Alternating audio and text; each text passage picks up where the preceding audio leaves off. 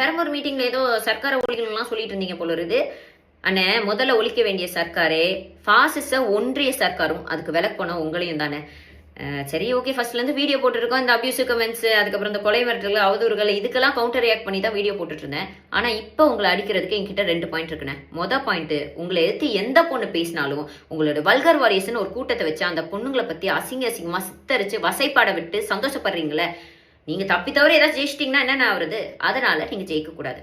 2வது பாயிண்ட், இந்த பாசிச கட்சிகள் எப்படியாச்சும் தமிழ்நாட்டுக்குள்ள பூந்து ஓட்ட பிரிச்சு உள்ள வந்துடலாம்லாம் நினைக்கிறாங்க. அதான் உங்களை தானே கடைசியா ஏடிமா இறக்கிருக்காங்க. ஏன்னா நீங்க அந்த கேண்டிடேட் லிஸ்ட் வாசிக்கும் போதே தெரியுது, முக்கால்வாசி ஆளுங்க பிஜேபில இருந்து வந்த ஆளுங்க, அதுக்கப்புறம் RSS ஆளுங்க தான் ஜாஸ்தின்னு வச்சுக்கோங்க. இதெல்லாம் மக்கள் பாக்குறாங்க இல்லைன்னு. அப்புறம் இந்த வல்கர் வாரியர்ஸ் வேற திமுக கடைசி ஆயுதமா ஜூலி அமைச்சிருக்குது அப்படிலாம் சொல்லி கதறிட்டு இருக்காங்க. அண்ணன், திமுக ஒரு மாபெரும் இயக்கம். அவங்களோட கட்டமைப்பு என்ன, அவங்களோட கொள்கைகள் என்ன, அவங்க தமிழ்நாட்டுக்கு செஞ்ச வளர்ச்சி திட்டங்கள் என்ன? திமுக காப்பத்தெல்லாம் யாரும் வர வேணானே. உன்ன மாதிரி ஸ்டார்டமையும் வல்கர் வாரியர்ஸ் மட்டும் நம்பி இந்த தேர்தலில் நிக்கிறல்லண்ணே. உனக்கு எதிர்த்து நிற்க என்ன மாதிரி ஒரு சாமானிய பெண்ணே போதுன்றது தானே பாயிண்ட்டு. அப்புறம் நீ கஷ்டப்பட்டு பாத யாத்திரையா வேளாங்கண்ணி மாதா கோயிலுக்கு போயிட்டு வந்தாலும் சரி தானே. திருச்சி கலக்கில் இனிகோ அண்ணனையும் சரி, இல்லை ஆர்டி சேகர் அண்ணன் பெரம்பூரில் நிற்கிறார்ல அவரையும் சரி உன்னால் தொட்டு கூட பார்க்க முடியாதுன்னு. மற்ற RSS ஆளுங்கெல்லாம் நீ நிப்பாட்டி இருக்கிறல்லன்னா அவங்களாம் தானாகவே விழுந்துருவாங்க.